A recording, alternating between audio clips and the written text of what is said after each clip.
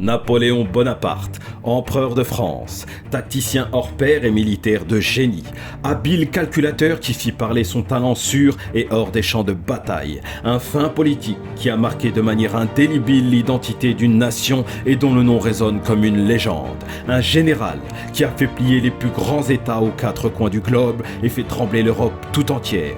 Mais comment cet homme est devenu le personnage le plus puissant du pays ? Comment le petit Corse d'Ajaccio s'est imposé comme ce monarque craint et respecté de par le monde. Retour sur une ascension et un itinéraire hors du commun. Retour sur le destin d'un empereur, Napoléon Bonaparte.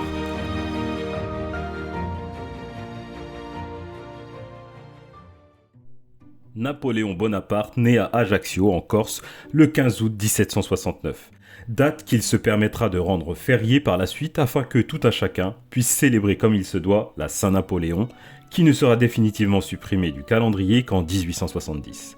Ce héros national a bien failli ne jamais devenir français, puisque la Corse, qui appartenait à la République de Gênes à l'époque, n'a été cédée à la France qu'un an plus tôt par des Génois bien embarrassés qui n'arrivaient pas à maintenir l'ordre sur l'île et fatigués des velléités d'indépendance qui y étaient déjà bien présentes. La famille Bonaparte est d'origine italienne et s'est installée sur l'île vers la fin du XVe siècle. Le prénom du futur empereur pourrait d'ailleurs venir de Napoleone, qui veut dire le napolitain, et lui a été donné par sa mère Letizia en hommage à un oncle de la famille. Le petit Napoleone est le deuxième, ou du moins le deuxième enfant vivant de Charles Bonaparte et de Letizia Ramolino. Sa famille, bien que faisant partie de la noblesse, n'est pas particulièrement riche. Elle vit dans une maison modeste que Napoléon lui-même qualifia de misérable. Les Bonaparte partagent un temps cette maison avec les Pozzo di Borgo qui sont leurs cousins. Et le moins que l'on puisse dire, c'est qu'ils se vouent mutuellement une animosité assez prononcée, on peut même affirmer sans trop exagérer, que les familles ne se portent clairement pas dans leur cœur. Napoléon et son cousin Charles-André se voueront d'ailleurs une haine particulièrement tenace et ils auront des parcours d'adversaires diamétralement opposés jusqu'à la mort de Bonaparte. Et, alors que Napoléon est âgé de 9 ans, son père, Charles, avocat de profession, parvient grâce à certaines de ses relations à faire obtenir une bourse pour que son fils aille étudier en France continentale. En 1779, Napoléon débarque sur le continent et entre au collège d'Autun, puis il poursuit à l'école militaire de Brienne, où le programme fait la part belle à la discipline et aux mathématiques. Ses débuts hors de son île natale sont un peu difficiles pour le jeune Napoléon, qui ne parle que le corse et très peu le français. Il doit donc apprendre la langue, mais son très gros accent lui vaut quelques railleries du côté de ses camarades. Il gardera d'ailleurs ses tics de langage toute sa vie, ainsi qu'un niveau d'orthographe particulièrement catastrophique. On dira de lui qu'il possédait une belle graphie, mais qu'on ne comprenait strictement rien dans ses correspondances manuscrites. Son passage à l'école de Brienne ne laissera pas de souvenirs impérissables. Il est un élève moyen, plutôt doué en calcul, et on lui décèle très tôt, selon la légende, des aptitudes particulières à la stratégie sur les champs de bataille, qui ne se résume alors qu'à la cour d'école, mais où il dirigea, dira-t-on, de main de maître des batailles de boules de neige. Vers l'âge de 15 ans, il quitte Brienne et poursuit son cursus à l'école militaire de Paris. C'est durant cette période que son père passera l'arme à gauche, mourant d'un cancer de l'estomac, le 17 février 1785. Napoléon passe son examen de sortie en septembre de la même année. Il sera interrogé par le célèbre mathématicien Pierre-Simon de Laplace et sera reçu pour intégrer un régiment de marine, mais il optera finalement pour l'artillerie, sur les injonctions de sa mère. Il faut dire, au risque de tomber dans les clichés, que la famille et la figure de la mère sont particulièrement importantes chez les Bonaparte. Napoléon dira d'ailleurs, alors exilé à Sainte-Hélène, « C'est à ma mère que je dois toute ma fortune et tout ce que j'ai fait de bien ». Elle a été une personne centrale pour lui, au point qu'il la fera ajouter sur le tableau de Versailles présentant son sacre en tant qu'empereur, alors qu'elle n'était pas là. Il s'initie donc au métier d'artilleur au régiment de la Fère de 1785 à 1791. Durant cette période, il demandera quelques permissions, plus ou moins longues, pour retourner dans sa Corse natale qu'il n'a pas vue depuis longtemps, notamment pour suppléer sa mère dans la gestion des affaires familiales. Au régiment de la Fère, il va parfaire l'essentiel de son savoir des techniques militaires et il suivra des cours de physique et de mathématiques dans lesquels il se montrera particulièrement doué. Il s'instruit également en lisant beaucoup d'œuvres d'auteurs comme Montaigne et Plutarque. Son apprentissage lui permettra de devenir lieutenant en second. Et en 1789, il est alors âgé de 19 ans quand la Révolution éclate. Son régiment de l'affaire se trouve alors à l'école royale d'artillerie d'Auxonne. Il va se voir confier la répression de la première émeute de la faim de la ville par le maréchal Dutheil le 19 juillet 1789. Dutheil a décelé un potentiel certain chez ce jeune lieutenant talentueux et le futur empereur saura s'en souvenir. Même une fois déchu, il lèguera une somme de 100 000 francs aux descendants de Dutheil comme souvenir de reconnaissance pour les soins de ce brave général, dira-t-il. Napoléon obtiendra encore quelques permissions pour aller en Corse où deux clans s'écharpent, ceux de Paoli, les monarchistes, et les Bonaparte favorables à la Révolution. Il reviendra ensuite sur le continent et ne sera pas présent lors du point culminant de cette confrontation entre les deux camps. Elle aura lieu le 24 mai 1793, lorsque la maison des Bonaparte sera envahie par la foule et mise à sac. Les Bonaparte sont contraints de s'enfuir et de se mettre à l'abri dans leur ferme d'Émilie pendant quelques temps. Ils quitteront ensuite définitivement l'île pour rejoindre le continent, ce qui laissera une certaine amertume à Napoléon, voire une rancune puisqu'il dira quelque temps avant sa mort « La Corse n'est pour la France qu'un inconvénient, une verrue qu'elle a sur le visage ». Lorsqu'ils arrivent en France, les Bonaparte s'installent dans le sud dans les environs de Marseille. La famille qui a tout laissé derrière elle est sans le sou et c'est Napoléon qui subvient aux besoins des siens et s'assure de leur trouver où s'installer. Non loin de là, à Toulon précisément, des royalistes mènent une insurrection et menacent la ville avec le soutien des Anglais qui y débarquent. Les Français tentent bien de reprendre la ville, mais essuient un premier échec. Napoléon signera à ce moment son premier coup d'éclat militaire et s'illustrera comme un tacticien de génie. Il propose un plan et trouve la solution au problème sur lequel planchent et se cassent les dents les officiers militaires jusqu'alors. Il suggère, plutôt que d'attaquer les Anglais par le nord, de contourner par le sud et de prendre d'assaut les trois forts qui surplombent la rade. De là, l'artillerie pourra pilonner les bateaux anglais qui s'y trouvent et qui n'auront d'autre choix que de prendre la poudre d'escampette et Toulon sera reprise. Sa proposition est acceptée et sera couronnée de succès, la ville tombe en 2 jours. Malgré une blessure au combat, Napoléon est le grand vainqueur de l'opération. Il est nommé général de brigade et Augustin Robespierre, le frère de Maximilien, le prend sous son aile. Il pense alors avoir fait le plus dur et signer un coup de maître à la fois militaire et politique. Mais coup de tonnerre, malheureusement pour lui, à Paris, de nouvelles révoltes éclatent quelque temps plus tard et mettent fin à une période que l'on appelle la Terreur. On guillotine les Robespierre, Maximilien étant considéré comme son principal visage. Napoléon paiera cher sa proximité avec les Robespierre puisqu'il perdra son titre et passera quelque temps en prison. C'est le début d'une déchéance qui durera près d'1 an. Les missions qu'on lui proposera ne lui conviendront pas et il finira même par être renvoyé. Il se retrouve donc à Paris, sans un sou en poche et sans statut. Il déambule dans les rues de la capitale comme un vagabond. Mais Napoléon a une veine hors du commun. Une nouvelle révolte royaliste éclate le 5 octobre 1795. Et on confie à Bonaparte la répression de cette insurrection, appelée l'insurrection du 13 Vendémiaire. Devant cette aubaine, il veut tellement faire bonne figure et montrer sa loyauté qu'il fait preuve d'énormément de zèle. Il fait venir des canons aux Tuileries et il mitraille allègrement les insurgés, faisant plus de 200 morts. Ce véritable carnage vaudra à Napoléon le surnom de général Vendémiaire. Il sera élevé au grade de général de division, puis quelques temps plus tard commandant en chef de l'armée de l'intérieur. Il aura sous ses ordres pas moins de 40 000 hommes, et pour la petite histoire, l'église Saint-Roch à Paris a gardé les stigmates des canons de Bonaparte jusqu'à sa restauration au début des années 2000. Napoléon vient de faire une ascension fulgurante. En quelques semaines, il s'est imposé comme une figure centrale de la capitale. On lui propose dans la foulée le commandement de l'armée d'Italie, une armée maigre en effectifs et pas la mieux équipée qui soit. Qu'importe, Napoléon fonce vers Nice rejoindre les hommes stationnés là-bas, ainsi que des généraux qui ne sont pas très enthousiastes à l'idée de le voir débarquer parmi eux. Bonaparte, qui vient tout juste de franciser son nom en Bonaparte, est un jeune militaire fougueux qui n'a pas froid aux yeux mais qui paraît trop sûr de lui. Sa petite armée, sous-équipée, est censée faire diversion mais n'a pas vocation à jouer un rôle majeur. D'autant que les troupes ont essuyé pas mal de revers et que les hommes qui n'ont pas reçu leur solde depuis quelque temps sont totalement découragés.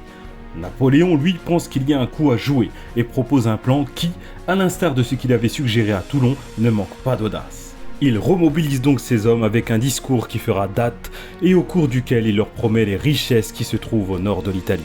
Là où les armées sardes et autrichiennes, bien plus nombreuses et mieux équipées, l'attendent de pied ferme. Il sait qu'il ne pourra pas rivaliser s'il les attaque toutes deux de front, et propose de s'immiscer entre les deux et de les attaquer l'une après l'autre. C'est ce qu'il fera, ses troupes vont couper en deux les adversaires et contre toute attente, il remporte une victoire éclatante. L'armée de Bonaparte, qui finit d'asseoir sa réputation de fin stratège, enchaîne par la suite les victoires les unes derrière les autres grâce notamment à sa mobilité. Napoléon combattra même aux côtés de ses soldats lors de la fameuse bataille du pont d'Arcole, où il tombe dans la rivière et manque de peu de se faire tuer. Mais Bonaparte n'est pas qu'un fin tacticien sur les champs de guerre, il est aussi un habile communicant. Même les épisodes les moins glorieux, tels que celui du pont d'Arcole, sont rapportés comme des preuves de vaillance et de courage qui ne manquent pas de superlatifs dans des journaux qu'il crée pour accompagner ses campagnes et dans lesquels il n'hésite pas lui-même à prendre la plume pour compter ses exploits. En plus d'être un stratège militaire, il est un propagandiste hors pair.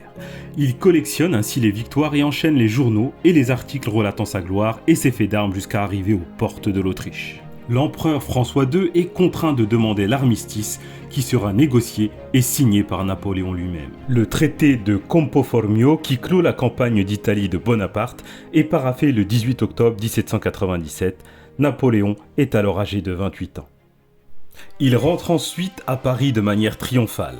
Il jouit alors d'une grande popularité auprès des Français et il sera même élu, le jour de Noël 1797, membre de l'Institut de France dans la section des arts mécaniques de la classe des sciences physiques et mathématiques. En février de l'année suivante, le Directoire propose à Bonaparte un projet d'invasion de l'Angleterre, le dernier grand ennemi encore menaçant de la France. Mais Napoléon refroidit vite les ardeurs des décideurs, arguant que l'Angleterre possède une puissance maritime certaine et que les risques sont loin d'être négligeables.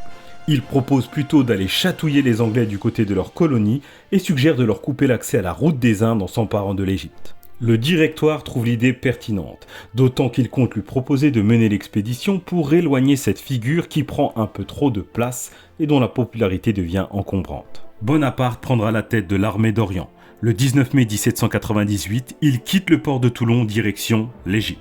Il sera poursuivi par la flotte de l'amiral Nelson, qui ne parviendra pas à le localiser dans un premier temps. Napoléon et ses hommes, qui se sont emparés de Malte au passage, arrivent donc sans embûche en terre égyptienne. Il a pris soin de se faire accompagner par des archéologues, des naturalistes et des géographes qui constituent l'Institut d'Égypte chargé d'étudier la civilisation des pharaons. Bonaparte, qui devient coutumier, en plus du talent qui est le sien, des coups de chance magistraux, arrive quelques jours après Nelson à Alexandrie. La flotte britannique, qui est toujours lancée à ses trousses, écume les mers à sa recherche mais ne parvient toujours pas à lui mettre la main dessus. Cela lui permet de prendre Alexandrie sans encombre et de se diriger vers le Caire. Là-bas, il ne fait qu'une bouchée de l'armée mamelouk qui ne peut rivaliser avec son armée lors de la bataille des Pyramides. Il s'empare de la ville. Mais comme une fatalité également pour Bonaparte, le vent tourne rapidement et le triomphe est de courte durée. Nelson a fini par mettre la main sur la flotte française qui mouille non loin d'Alexandrie, dans la baie d'Aboukir. L'amiral britannique s'en donne à cœur joie et envoie par le fond la plupart des bateaux français stationnés à cet endroit. Napoléon est piégé, il se retrouve coincé en Égypte et décide d'y asseoir le contrôle français en n'hésitant pas à user de la force et faisant preuve d'une extrême violence pour éteindre les insurrections. La répression de la révolte du Caire sera sans pitié. L'armée de Bonaparte fera de 5 à 6 000 victimes et canonnera allègrement la grande mosquée d'Al-Azhar, un haut lieu de l'islam. Il jouera néanmoins la carte de l'apaisement quelque temps plus tard et fera plus que de vivre en bonne intelligence avec les indigènes, il adoptera littéralement leur mode de vie et leurs coutumes. Au point de réfléchir à embrasser l'islam pendant un temps et à convertir son armée, ni plus ni moins. On le surnommera même le Sultan el-Kébir et Ali Bonaparte. Il faut dire que l'attrait de Bonaparte pour la religion musulmane n'est pas nouveau. Alors qu'il était âgé de la vingtaine, il s'était déjà plongé dans le Coran et avait écrit une nouvelle intitulée Le Masque Prophète en s'inspirant des récits de Mohammed. Il affirmera même lors d'un discours à la population locale « Je viens vous restituer vos droits, punir les usurpateurs et je respecte Dieu, son prophète et le Coran. » Il se met à porter le costume oriental et proclamera même la Shahada, l'attestation de foi musulmane. Mais même s'il dira plus tard avant de mourir « J'aime mieux la religion de Mohammed, elle est moins ridicule que la nôtre », il ne sautera jamais le pas. Bien au contraire, il ira se frotter au symbole de l'islam de l'époque, l'Empire ottoman. Les Ottomans, poussés par les Britanniques, rejoignent la coalition contre la France fin 1798. Bonaparte marche alors vers l'est et s'empare des villes de Gaza et de Jaffa. Jaffa, où il ne manque pas de s'illustrer par un autre passage meurtrier et par ce qu'il convient de nommer un crime de guerre, puisqu'il massacre pas moins de 2500 Turcs et ne s'encombre guère de prisonniers qu'il fait tout bonnement exécuter. À Jaffa toujours, son armée est frappée par une épidémie de peste qui décime une bonne partie de ses soldats. Napoléon sera même contraint d'euthanasier une partie de son effectif en l'empoisonnant. Car lui doit tracer son chemin et continuer sur sa lancée. Il met le cap vers Saint-Jean d'Acre où il entame un siège de la ville. Il ne parvient pas à faire tomber cette cité et finira par renoncer et rebrousser chemin alors qu'une offensive turque, menée conjointement à un débarquement anglais, se prépare dans les environs d'Aboukir. La bataille fera rage et Napoléon mènera ses troupes vers une nouvelle victoire. Mais à quel prix ? Son armée en sort considérablement affaiblie alors que des nouvelles de France lui parviennent.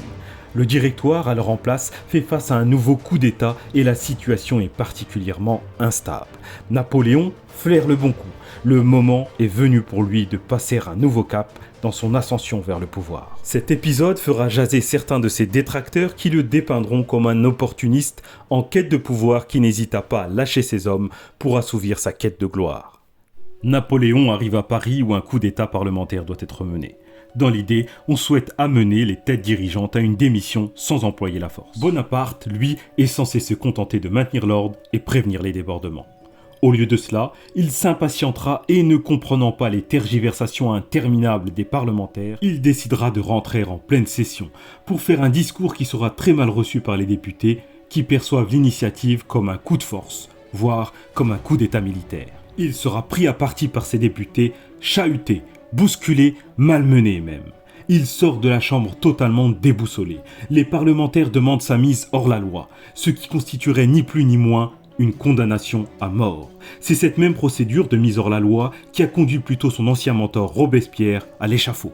Bonaparte peut trembler donc, tout du moins Napoléon Bonaparte, car un autre membre de la famille est présent sur les lieux. Il s'agit de Lucien Bonaparte, le propre frère de Napoléon et qui n'est ni plus ni moins que le président de séance de l'Assemblée parlementaire. C'est lui qui sauvera le futur empereur, et par là même le coup d'État qui finira par avoir lieu. C'est le coup d'État du 18 Brumaire. Napoléon sera nommé premier consul dans un nouveau régime que l'on appelle le consulat. Il devient ainsi la figure la plus haute de l'État français. C'est la dernière marche avant son sacre en tant qu'empereur. Napoléon s'attachera alors à moderniser les institutions françaises, notamment en procédant à un découpage administratif en départements et en nommant des préfets. Il dotera également la France du Code Napoléon, qui n'est ni plus ni moins que le Code civil. À ce moment, le pays est enfin pacifié et retrouve une certaine accalmie. Seul un incident est à déplorer, et pas des moindres puisqu'il s'agit d'un attentat. Un engin explosif visant Napoléon est actionné dans les rues de Paris, mais rate sa cible. Bonaparte sort rescapé du premier attentat à la voiture piégée de l'histoire. Son présumé commanditaire, un certain duc d'Enghien, lui ne sortira pas indemne de cet épisode et sera condamné à mort et fusillé après un simulacre de procès mené à la va-vite et surtout destiné à tuer dans l'œuf toute velléité d'insurrection, quitte à exécuter un innocent. L'heure est à la démonstration de force, de montrer au monde et aux voisins européens encore sous le choc de la Révolution et craignant que leur population n'imite le modèle français, que l'ordre est définitivement rétabli et qu'il porte un nom. Napoléon Bonaparte. Pour rassurer tout le monde, son propre peuple qui n'aspire qu'à retrouver la paix comme les autres nations européennes craintives, Napoléon décide d'instaurer une monarchie impériale. La France entre dans l'ère du Premier Empire. Et le monarque est tout désigné. C'est lui-même.